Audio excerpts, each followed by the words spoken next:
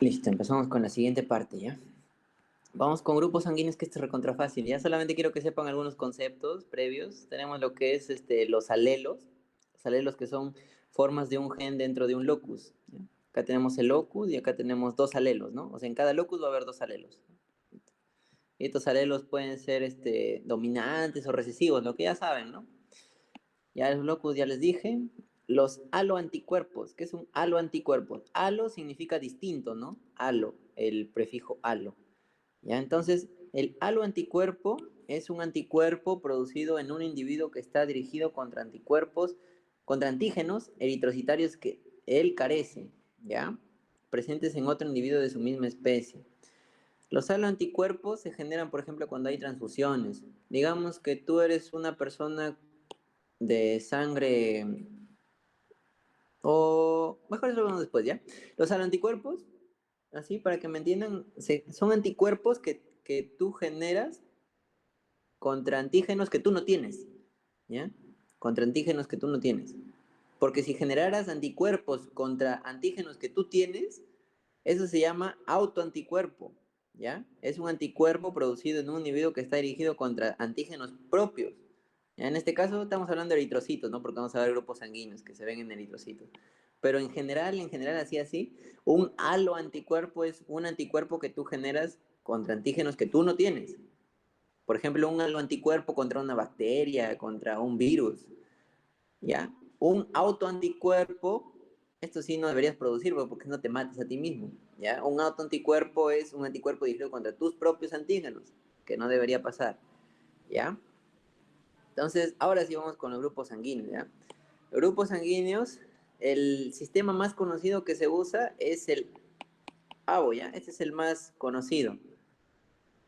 Pero también tenemos el RH, es el segundo más conocido. Ya, pero el más importante a nivel transfusional es el RH, ¿ya? Que el RH te da positivo, negativo. En cambio, el ABO, A, B y cero nomás, ¿no? Es AB cero, ¿no? No es ABO, es AB cero. Ya vamos a ver por qué. Pero al final se quedó como ABO. Ya tenemos en este caso fenotipos y genotipos, ¿no? Genotipos es a nivel de genes, ¿no? De alelos que hemos visto. Fenotipo ya es la característica. Entonces, un genotipo que tenga AA o, o AI, en este caso es grupo A, ¿ya? Un grupo B es BB o B nada, ¿no? O B cero, igual que A cero, ¿ya? Y el AB es AB. Y el cero o grupo O es cero, pues cero en sus dos. De papá y mamá, cero, cero, ¿ya? Listo, y acá tenemos otros tipos de sistemas, pues tenemos el EWES, el DAFI, el PEL, el KEL, el KITA, pero de eso no nos van a preguntar, les preguntan el ABO y el RH nomás. Entonces empezamos con el ABO. En primer lugar, ¿qué es el sistema ABO? Son antígenos compuestos de ¿qué? Oligosacáridos, ¿no? Es la diferencia con el RH, que el RH son glucoproteínas transmembranas en los eritrocitos. El AB0 son azúcares. Y tenemos tres tipos, pues por fenotipos, el tipo O, el tipo A y el tipo B. ¿Cómo se forma esto? Se forma por azúcares, como les digo. Este de acá es el glóbulo rojo, ¿no? Que tiene en su membrana la sustancia H. La sustancia H está formada por una N-acetil glucosamina con una galactosa y a esta galactosa se le une una fucosa. Todo eso se llama sustancia H. Y cuando solamente es así, sustancia H, o sea, con la fucosa adicional en la galactosa, se llama, que es el grupo sanguíneo O. Cuando a esta sustancia H se le agrega una N-acetil galactosamina, es el grupo sanguíneo A. Ya pregunta de examen, ¿cuál es el azúcar que tiene el tipo A? La N-acetil galactosamina. Aparte de esto, que es la sustancia H. ¿Ya? Y el tipo B no tiene N-acetilgalactosamina, tiene galactosa, ¿ya? Añadido a la sustancia H. Entonces, miren, la única diferencia entre persona y persona es un azuquita, ¿no? Un azuquita te hace la diferencia, así, y incluso genera problemas en las transfusiones y todo eso. Una azuquita, mira, tan simple como una azuquita, ¿ya?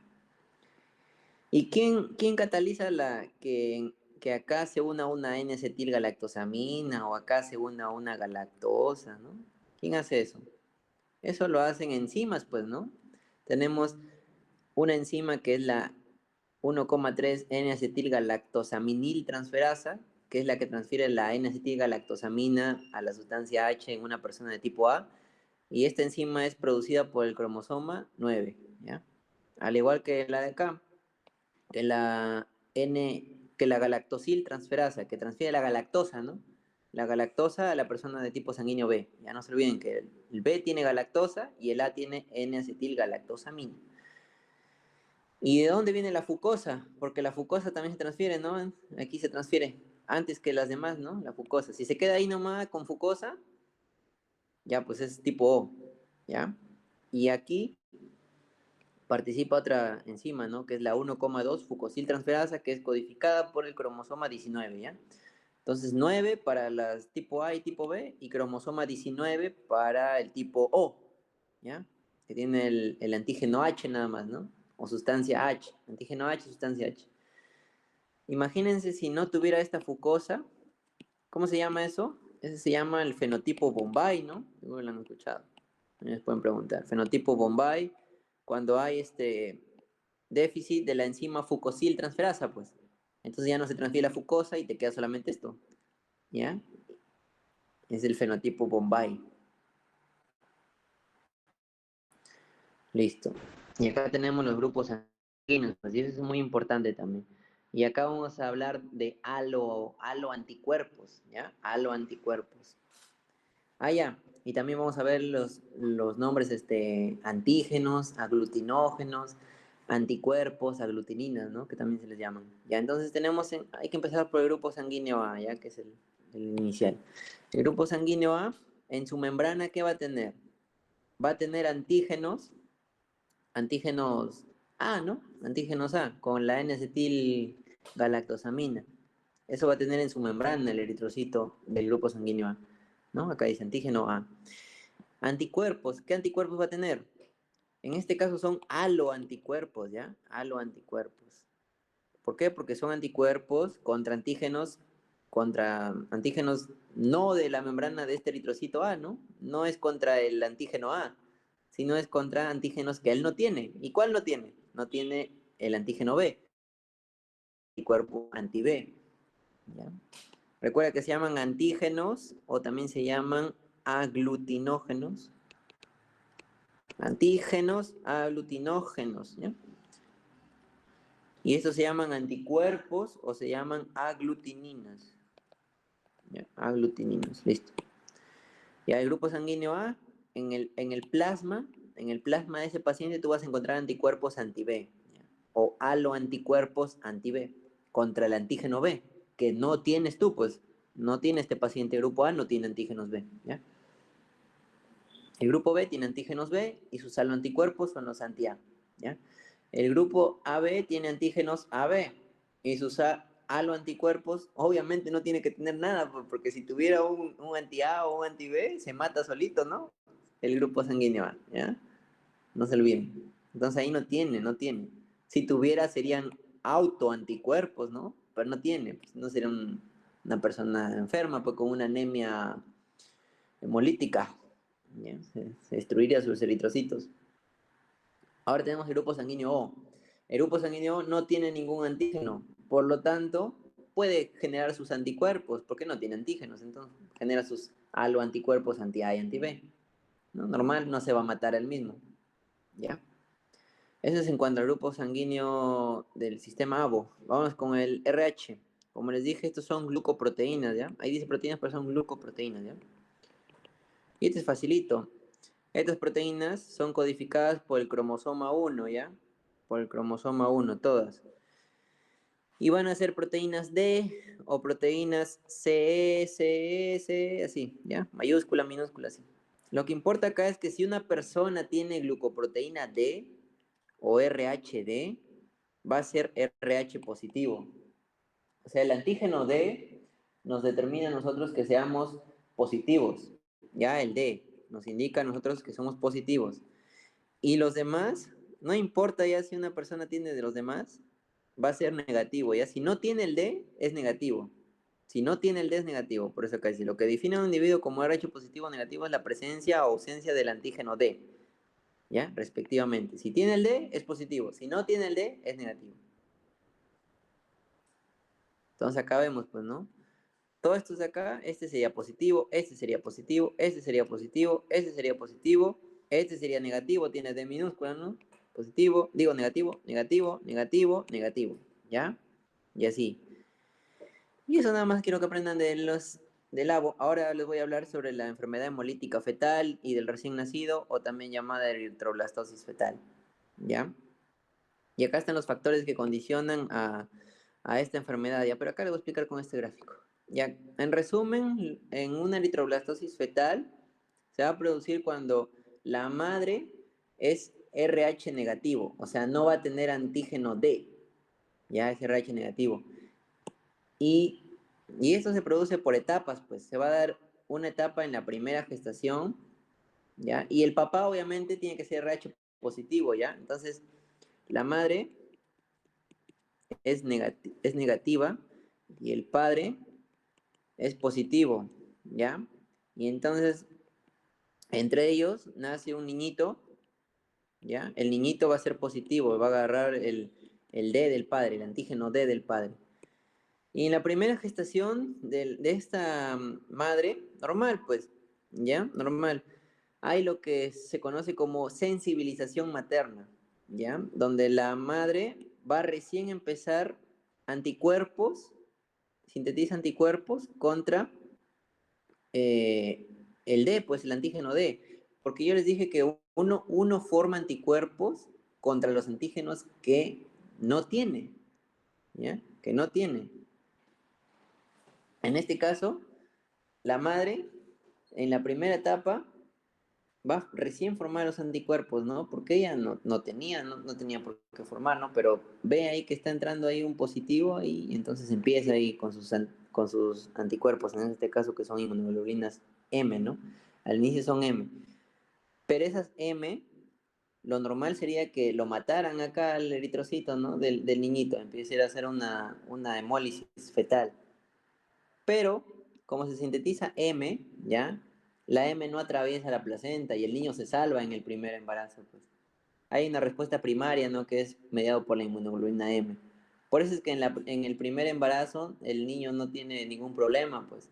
O sea, la madre igual sintetiza sus anticuerpos contra los antígenos que no tiene, ¿no? La madre tiene sus M, pero el M no atraviesa la placenta, entonces el niño normal. Pero en la segunda gestación, la madre ya se produce la respuesta inmune secundaria en la segunda gestación. Y la madre ahora ya no produce M, ahora produce G, IgG. Y la G sí atraviesa la barrera placentaria, que ya. Sí atraviesa la barrera placentaria. Y en el niño produce una hemólisis, pues. Y el niño puede morir por una eritroblastosis fetal y ahí es peligroso ya, pues. Pero esto de acá es diferente, pues hay distintas manifestaciones clínicas, ¿ya? Cuando, por ejemplo, este es en el 25% de los casos, ¿ya? Se produce un hidrops fetalis, que esto ya sí es fatal, pero solamente se produce en el 25% de los casos. Es cuando se produce una anemia intraútero grave del niño. El niño tiene insuficiencia cardíaca, empieza a hacer hepatosplenomegalia, porque el niño se le empiezan a morir todos sus eritrocitos, pues, porque la IgG de la madre en el segundo embarazo está destruyendo todito ya.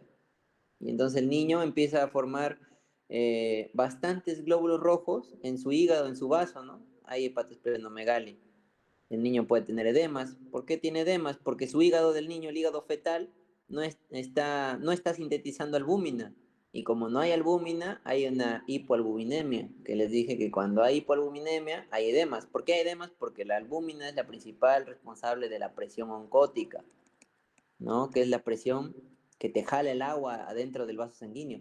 Pero como no hay albúmina, baja la presión oncótica, entonces el agua ya no se viene al vaso, ahora se va para afuera del vaso y te produce edemas, se va al espacio intersticial. Y esto te puede generar la muerte del niño, ¿ya? En el 25% de los casos. El otro 25% de los casos cursan con una anemia hemolítica, aumento de la bilirrubina indirecta en el niño. Si aumenta la bilirrubina indirecta del niño, esta bilirrubina indirecta como es muy liposoluble, no es hidrosoluble, no como la bilirrubina directa. Como el niño, su hígado está mal también, no puede conjugar bien la bilirrubina, entonces aumenta la bilirrubina indirecta y esa bilirrubina indirecta puede atravesar la barrera hematoencefálica y te genera kerníctero. Cuando llega a nivel de ganglios basales, núcleos basales del cerebro, puede generar un daño cerebral ahí, ya que eso generalmente es irreversible si no se trata a tiempo. El tratamiento para esto, no sé si han escuchado, es con fototerapia, ¿no? Te dan una luz azulita así, para que esta bilirrubina indirecta se conjugue, ¿no? Se convierta en directa, se conjuga, y como esa ya es directa, se puede eliminar, pues, porque la indirecta, recordamos que no se puede eliminar, y es muy liposoluble.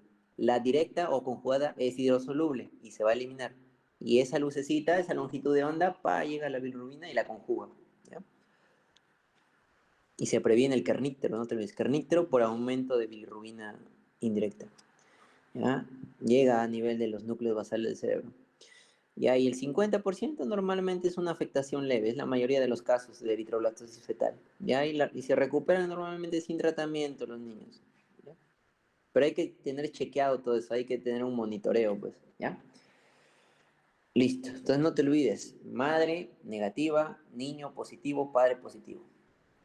Primer embarazo solo se sintetiza inmunoglobulina M. Segundo embarazo ya la IgG, que es la que atraviesa, ya, porque hay una respuesta secundaria ya, pues. Y acá están los factores que predisponen a una aloinmunización materna. O sea que la madre empieza a generar aloanticuerpos. ¿En qué casos se pueden producir eso? Cuando hay una hemorragia, ¿no? Cuando se junta la sangre del niño con la madre, ahí pues hay el problema, ¿no? Ahí la madre capta que el niño tiene el antígeno D, entonces puede destruir ahí sus eritrocitos, ¿no? Ya. Y entre otras acá causas, ¿no? Que hacen que la madre empiece a generar anticuerpos contra el antígeno D, del RH positivo del niño. Entonces, ¿qué más tenemos por acá? Ya eso es con respecto al grupo ABO y el RH juntos. ¿Cuál es el receptor universal? Es el AB, ¿no? Eso sí saben. Pero específicamente es el AB positivo. Ese es el receptor universal, el AB positivo. ¿Cuál es el donador universal? Ustedes saben que es el grupo O, desde la pre saben eso. Pero específicamente es el O negativo. ¿Y por qué? Pues miren, porque imagínense un O positivo. ¿Un O positivo qué significa? Que no tiene antígeno ni A ni B, pero que tiene antígeno D, ¿no? Tiene antígeno D.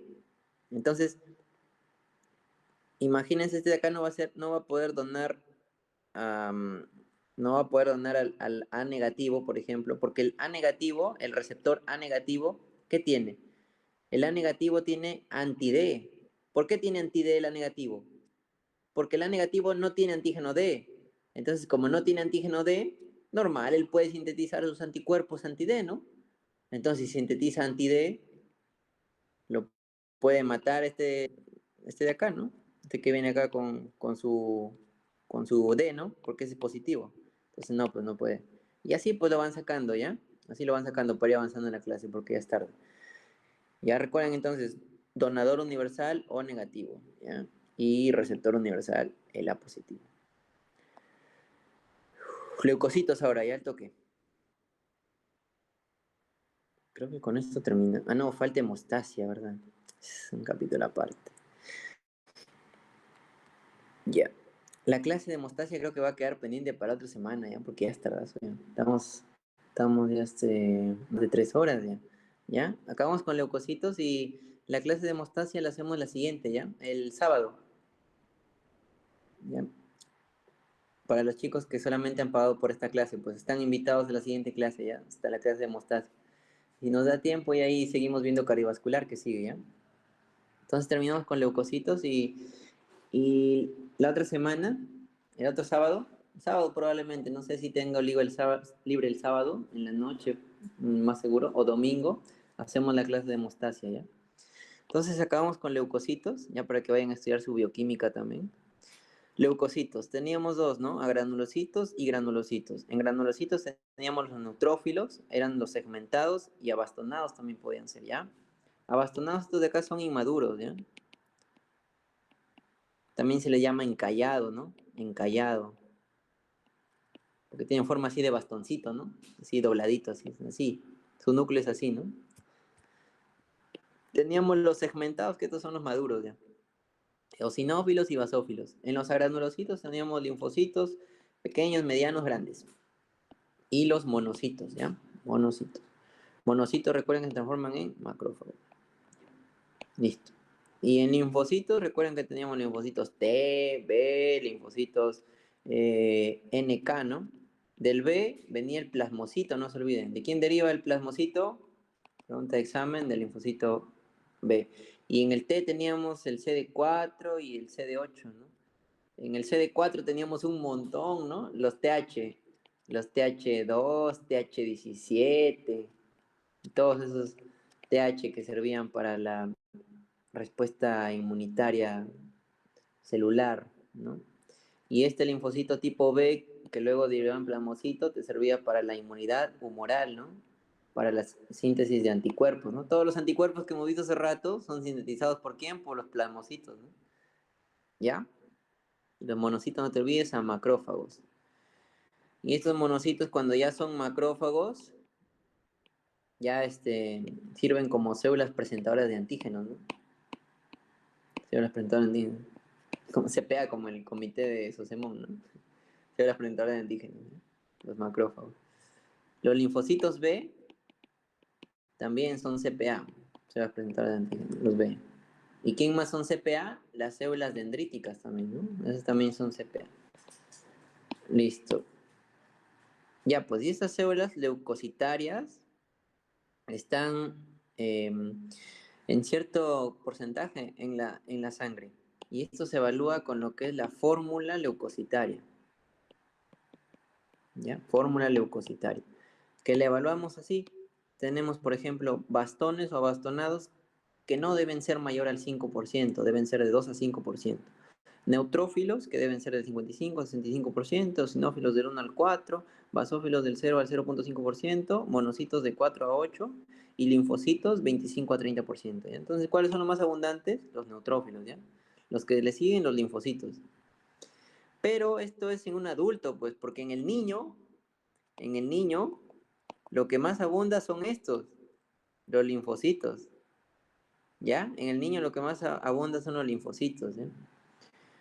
Ya, pero esos son porcentajes nada más, son porcentajes. Lo que ustedes tienen que aprenderse son valores absolutos, que son estos de acá, en valores en concentración normal.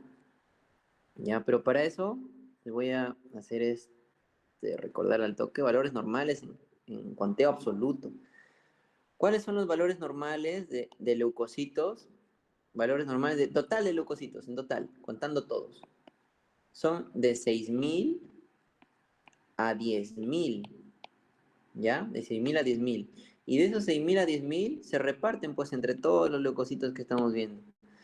Tenemos los neutrófilos, que su valor normal va de 1.500 a 7.500, los abastonados, que va de 0 a 500, o sea, los inmaduros, los encallados, de 0 a 500, los linfocitos, que va de 1.500 a 4.000, los monocitos, que va de 100 a 800, los eosinófilos de 200 a 500, los basófilos de 50 a 200, ¿ya? Pero acá tenemos algunas enfermedades. Por ejemplo, cuando aumenta por encima de 7.500 los neutrófilos se llama neutrofilia, ¿ya? Y cuando baja los neutrófilos por menos de 1.500 se llama neutropenia, ¿no? Pero esa neutropenia tiene distintos niveles. Acá le voy a poner ya de ahí lo borro. Neutropenia. O mejor por acá. Bajito, bajito. Neutropenia. Hay distintos niveles de neutropenia. Cuando se produce neutropenia, por ejemplo, con una infección vírica, una infección viral, ahí se produce una neutropenia. Una neutrofilia, un aumento de neutrófilos, infecciones bacterianas, colagenopatías. En el ejercicio aumenta la cantidad de neutrófilos por un aumento de adrenalina. En hipoxia aumentan los neutrófilos también, ya ahí lo notan. Ya, pero estamos viendo neutropenia. La neutropenia puede ser leve, puede ser moderada, puede ser severa o puede ser muy severa.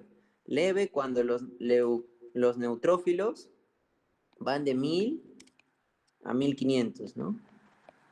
¿Ya? Moderada cuando los neutrófilos van de 500 a 1.000. Severa, esta severa se llama también agranulocitosis. Cuando ustedes escuchan el término agranulocitosis, es porque los neutrófilos están menos de 500, ¿ya? Muy severa es cuando ya está menos de 100 ya. prácticamente no hay neutrófilos ya. Ya esa es neutropenia. O neutrofilia también, como le dije, mayor a 7500, ¿no? Ahora vamos con los abastonados. Estos abastonados normalmente, cuando hay valores alterados, es más por aumento, ¿ya? Cuando hay muchos abastonados, seguro han escuchado estos términos, cuando aumenta más de 500, se llama desviación a la izquierda, ¿ya? Desviación izquierda, así se llama, ¿ya? Desviación izquierda. Luego tenemos los linfocitos, que cuando aumenta se llama linfocitosis, cuando baja linfopenia, monocitos, monocitosis, cuando baja monocitopenia, eosinófilos, cuando aumenta mayormente, ¿no? Se llama eosinofilia. Cuando aumenta, cuando hay eosinofilia, cuando hay parasitosis, cuando hay alergias también, ¿ya? Los basófilos, ¿cuándo aumentan los basófilos? Cuando hay basofilia, cuando hay alergia sobre todo, ¿no? Los basófilos, los basófilos sintetizan histamina y heparina, no se olviden. Histamina y heparina, ¿ya? Y ahí están los valores. Ustedes siempre tienen que guiarse por estos números, ¿ya? Los números nunca engañan, así como dicen los futboleros, ¿no? Los números nunca engañan. Los porcentajes sí les pueden engañar, pero los números nunca engañan, ¿ya? Los números tienen que acordarse siempre de sus valores. Entonces, el valor normal, 6000 a 1000 de total de leucocitos. Cuando aumenta así el número total de leucocitos, cuando aumenta más de 10.000, ¿cómo se llama? Leucocitosis. ¿Listo? Leucocitosis cuando aumenta más de 10.000. ¿Ya? Y cuando aumenta, por ejemplo, más de 30.000, se llama reacción leucemioide. Leucemoide. ¿Ya? Leucemioide. Más de 30.000, demasiado ya. Más de 10.000 es leucocitosis, ¿no? Menos de 6.000, leucopenia, ¿no? Esto es con respecto a los valores. Ahora vamos a ver la leucopoiesis. ¿Cómo es la leucopoiesis? Y algunas características que les pueden preguntar, ¿ya? Esto de acá ya está grabado, ya no se preocupen, ya estoy borrando ya porque está grabado. Listo. Entonces vamos ahora con la leucopoiesis. Ya. Vamos a guiarnos de esta gráfica. ¿Ya? Tenemos en este caso la parte mieloide. Recuerden que del precursor mieloide salían las plaquetas, los eritrocitos y los leucocitos granulocitos, ¿no? De la parte mieloide. Y de la parte linfoide salieron los linfocitos. Entonces teníamos el precursor mieloide, bueno, progenitor, ¿no? Teníamos luego el mieloblasto. Ya el mieloblasto es el primer precursor. Recuerden, blasto siempre es inmaduro, ¿no? Primer precursor, mieloblasto. Luego tenemos el promielocito. El promielocito, miren acá, ya tiene gránulos. Estos gránulos son los gránulos primarios o no específicos. ¿Cómo también se llaman estos gránulos? Azurófilos. ¿Listo? También se les llama peroxidasa positivo. Todos sus nombres tienen los gránulos primarios, no se olviden. Luego tenemos el mielocito, que ya miren sus gránulos. Estos ya son secundarios ya. Los mielocitos son los primeros en sintetizar los gránulos secundarios. Mientras que el promielocito, los primarios, los mielocitos ya son los secundarios, ¿ya? Tanto mielocito basófilo como mielocito neutrófilo como mielocito eosinófilo sintetizan gránulos secundarios. O ya estos se llaman específicos ya, ¿no? De cada tipo de granulocito.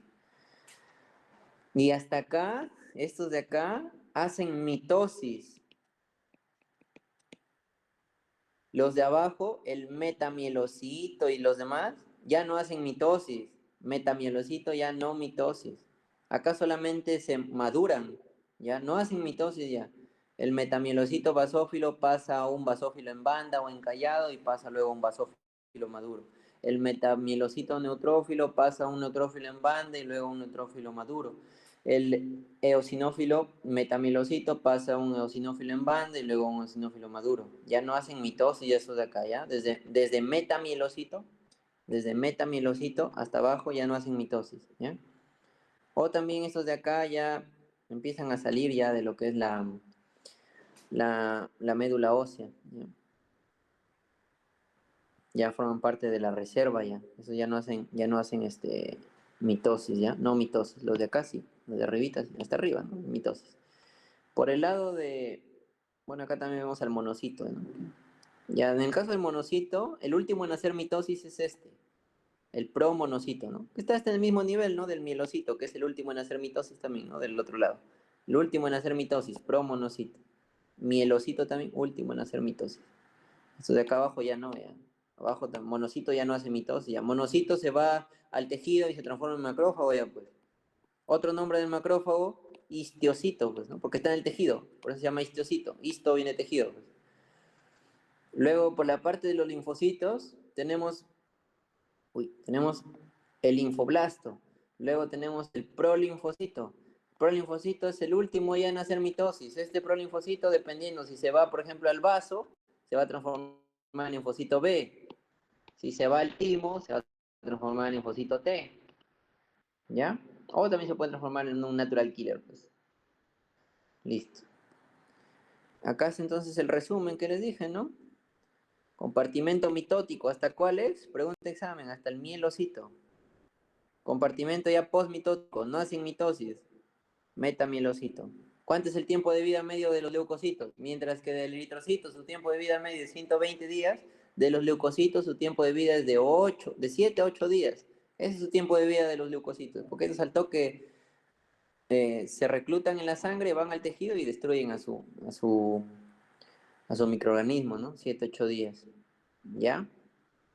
Ya, la otra clase vamos a ver plaquetas, ya la otra semana. De las plaquetas, en hemostasia, ¿no? En esta partecita de... Ya, bueno, y estas características también les he dejado ahí para que lo lean después sus funciones. Ya les he resumido algunas, no, no se olviden. De las plaquetas, recuerden que vienen del megacardioblasto. Bueno, megacariocito, ¿no? Antes megacardioblasto, luego megacariocito y megacariocito. Y el megacariocito forma las plaquetas. Las plaquetas muy importantes, su tiempo de vida medio de las plaquetas. Eritrocitos, 120 días. Leucocitos, 7 8 días. Plaquetas, pregunta de examen de fisiología, de farmacología, tiempo de vida medio, 7 a 10 días. ¿Ya? O de 8 a 10 días. Pero hasta 10 días nomás. ¿Ya? Ya chicos, hasta ahí nos vamos a quedar por la clase de hoy, ¿ya? La otra semana hacemos hemostasia, que está pendiente, ¿ya? Estamos acá, todo. Ya queda pendiente hemostasia. Me hacen acordar los que han pagado solo por esta clase, ya, porque también les debo hemostasia a ellos.